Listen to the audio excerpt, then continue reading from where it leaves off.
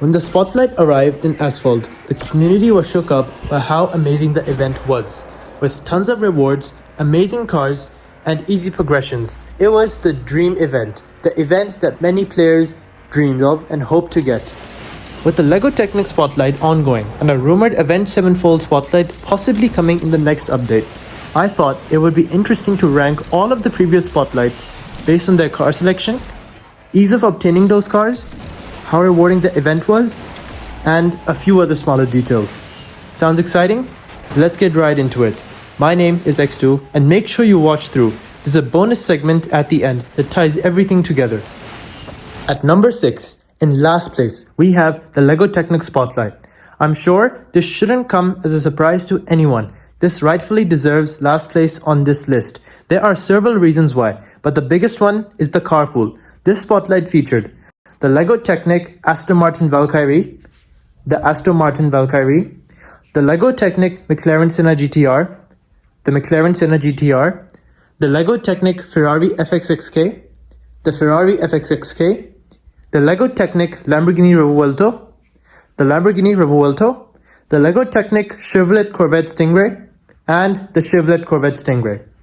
Now, we all know that the LEGO Technic cars aren't the best looking. People have clowned about how these cars look, but that's besides the point.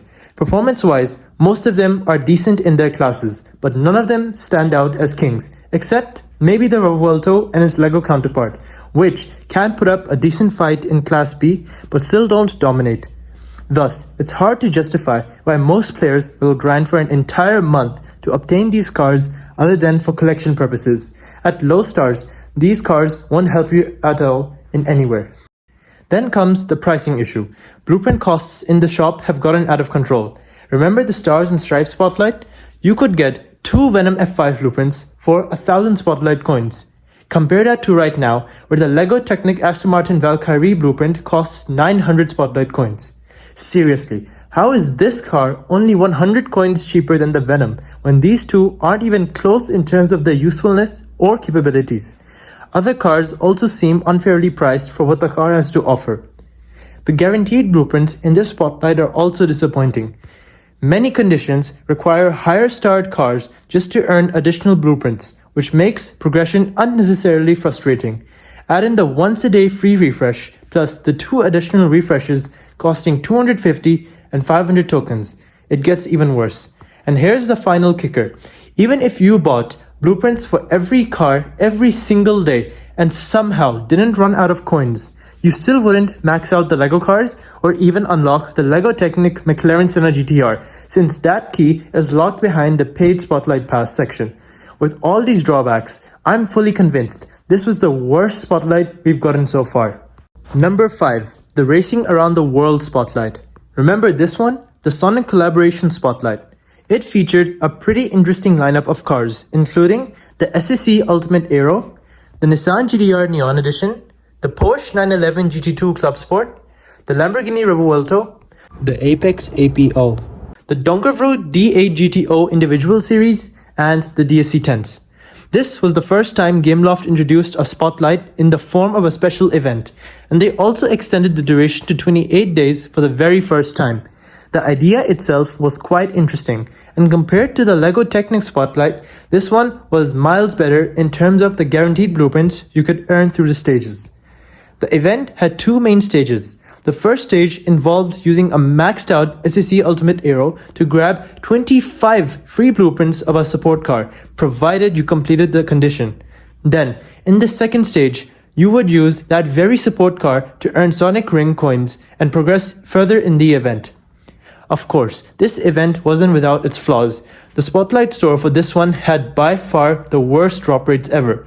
Most of the time, you'd only get X1 blueprint drops, with rare chances of the X2, X3, or X5.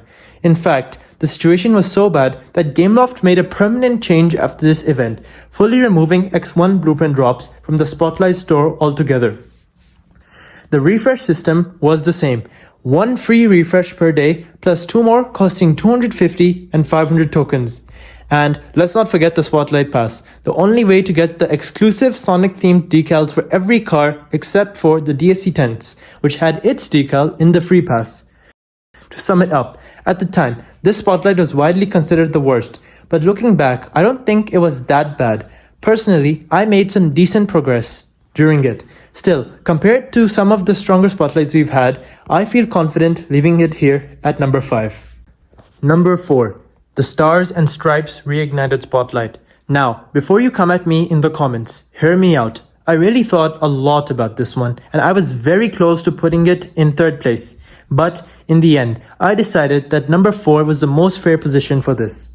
This spotlight came with arguably the best ever feature car alongside an extremely sorted list of support cars, which included the Hennessy Venom F5, the Sizinger 21C, the BXR Bailey Blade GT1, the Chrysler ME412, the Glickenhaus 007S, the Chevrolet Corvette ZR1, the Ford GT Mark IV, the Draco GTE, the Chevrolet Corvette Stingray, the Celine S1, the Glickenhaus 004C, and the Chevrolet Corvette C7.R. The reason this event lands at 4th instead of 3rd is simple. Without heavy token investment into refreshes, unlocking the Hennessy Venom F5 was nearly impossible. And that was painful because the Venom F5 is an absolute monster, capable of shredding the competition even at low star counts. The event did give a decent amount of guaranteed blueprints, but nothing too much that could guarantee an unlock of any of the higher cars of the list. But it wasn't just the Venom. Every other S-Class car in this spotlight also demanded heavy token investment. Despite having 3 S-Class cars other than the Venom, there was only 1 slot in the shop for the 3 cars. And don't even get me started on the keys. None of the keys cars could be unlocked if you reached their max star count. The Spotlight store was slightly better than before, though. This was the first Spotlight to remove the X1 blueprint drops, guaranteed either X2 or X4 drops. On top of that, we had 1 free refresh every day, plus 4 paid refreshes, costing 200, 400, 750, and another 750 tokens. Sounds fine on paper, right? Well, here's the catch. The blueprint prices were brutal when you saw how many coins you'd get per race. 2 Venom F5 blueprints costed 1,000 Spotlight coins, and considering the event only gave out a single X2 pack of coins every race with either 25, 50 or 100 coins inside, it was a grind like no other. I still remember carefully calculating every refresh. I refreshed once every day, and by the very last day, I just barely managed to unlock the Venom, but it required non-stop grinding. For most players who didn't refresh at all, this event was a nightmare. At best, you'd unlock a couple of the lower tier cars if you started from scratch. Even with all my effort, I didn't manage to unlock any of the other S-Class cars. That's exactly why, despite its legendary lineup, this spotlight takes the 4th spot on my list. Number 3. The 20th Anniversary Spotlight. Comes as a shocker? It shouldn't. Despite this spotlight initially being received extremely negatively, I personally found it quite amazing in terms of the progress I made.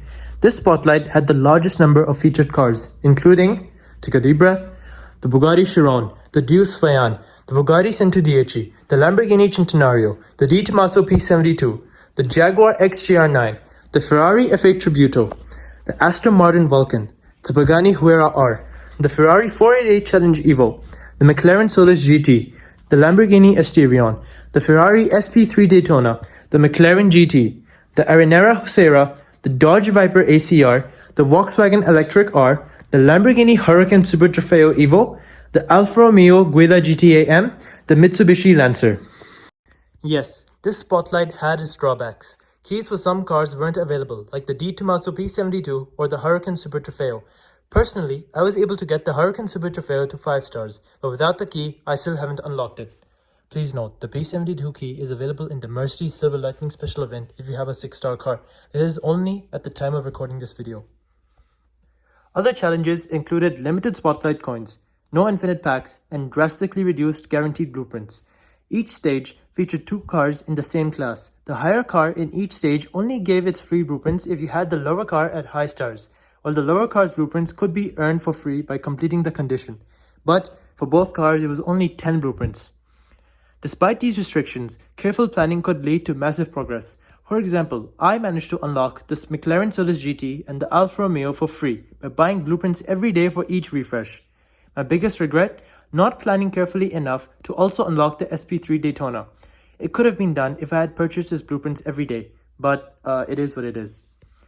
Gameloft's refresh system helped a bit as well. There was one free refresh every day, plus 4 paid refreshes costing 25, 50, 250, and 500 tokens. The first 2 cheap refreshes were a sigh of relief. Without them, my progress would have been much slower, and this Spotlight would have ranked a lot lower on this list. The Spotlight Pass was probably the weakest in terms of the blueprints per card given, but it had its highlights. You could get the Ferrari 480 Challenge Evo key for free by completing all the Spotlight missions and unlock the Vulcan, Asterion, and Viper ACR if you didn't already have them. The Jaguar XGR 9 key was also available in the first stage, but only if you bought the paid pass. To summarize it, this Spotlight seemed like one of the worst at first glance, but with consistent play and careful planning, you could have made tremendous progress. That's why I kept it at number 3. Number 2, the Speed Festival Spotlight. No surprises here. Everyone probably saw this one coming. The Speed Festival was the second ever Spotlight in Asphalt Legends, and it brought with it a truly stacked lineup, including the Koenigsegg Agera RS, the McLaren 650S GT3, the Apollo IE, the Lamborghini Diablo GT, and the Mazda Fiore. Coming off the massive success of the Easter Extravaganza Spotlight, Gameloft decided to tweak the formula. Unfortunately, those changes ended up holding the Speed Festival back a bit. This was the first time cars were locked into fixed slots in the Spotlight store. That only worked if you had one car per class. That little adjustment made maxing out any of these cars incredibly difficult, if not nearly impossible if you were starting from scratch. The event did come with 2 free refreshes per day, spaced 12 hours apart, plus 2 paid refreshes at the usual 250 and 500 tokens cost. On paper, that was the most generous system yet, but at the time, it still didn't feel great. Progress was slow, especially since the event ran for 11 days, and while the guaranteed blueprints were nice, they didn't quite hit the same way as before. Another major change was the restriction placed on the coin packs within the event. Gameloft limited the higher value Spotlight coin packs, the ones that were the most rewarding, while keeping the lower tier packs infinite. This shift meant players could no longer freely buy epic parts without concern. Instead, they were forced to redirect their focus mainly towards unlocking cars or upgrading those stuck at low star counts. All things considered, the Speed Festival wasn't bad at all. It was still a solid event with amazing cars, but compared to the first Spotlight, it couldn't live up to the hype. Still, it comfortably earned a second place on this list. Number 1, the Easter Extravaganza Spotlight. If you played this event, you already know why it deserves the top spot. Simply put, it was a blessing. I have almost nothing bad to say about it. When it dropped, it set expectations sky high, and it was so rewarding that Gameloft had practically no choice but to nerf every other Spotlight after this. The car lineup alone was extremely insane. It included the Bugatti Chiron Per Sport, the Pininfarina Nino Farina Edition, the Lamborghini Invincible, the Porsche Mission R, and the TVA Griffith. Where do I even start with this? The structure was nearly perfect. 3 free refreshers every day, 1 every 8 hours, plus 2 optional paid refreshers. The store was balanced, giving blueprints for all support cars. The Spotlight coin packs, unlimited, and the guaranteed blueprint rewards were the highest we've ever seen. Personally, I was able to gold max my Griffith, Mission R, and Invincible with 0 stress. On top of that, I pushed my Bugatti Chiron Per Sport to 6 stars. That's 300 blueprints in just 2 weeks. Even now, that still blows my mind. Every car's epic import parts dropped at the right rate too, letting me collect all of them and max them out completely. My Nino Farina didn't quite hit 6 stars, but it still sits proudly at 4 stars, fully loaded with all the 16 epic parts just waiting for the day for them to be applied. This event didn't just reward players, it defined what a Spotlight could be. To this day, it's remembered as one of the best events in Asphalt history. Getting another Spotlight even half as generous would be a rare gift, but as players, we can still hope. For all these reasons, the Easter Extravaganza Spotlight will forever remain number 1 on any Spotlight ranking. Bonus: Event 7-fold Spotlight. When the current season update dropped, Gameloft teased the arrival of an Event 7-fold Spotlight. I thought it would be interesting to wrap this video by talking about what we might expect from it.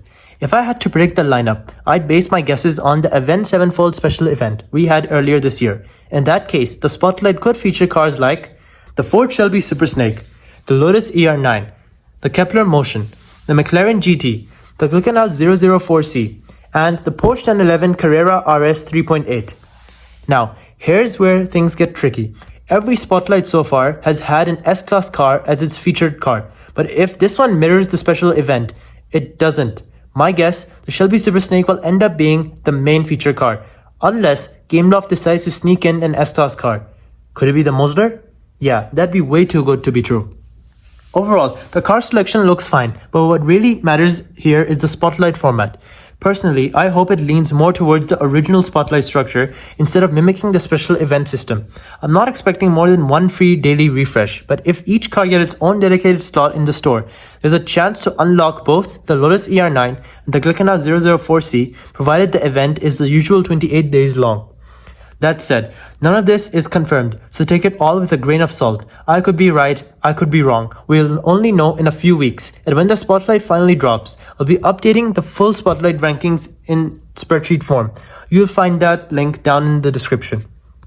And there you have it, legends. Every spotlight ranked, plus a little sneak peek into what's possibly coming next. If you enjoyed this breakdown, drop a like, smash that subscribe button, and don't forget to hit the bell so you don't miss future uploads. These rankings were just my own opinions, so I'd also love to hear from you. Do you agree with my rankings? Or do you think I'm way off? Let me know in the comments, because if there's enough interest, I might do a follow-up where I rank every single main car from each spotlight. Tempting, right? Thanks for sticking around till the end. You guys are the real ones. Have an awesome day, legends, and peace.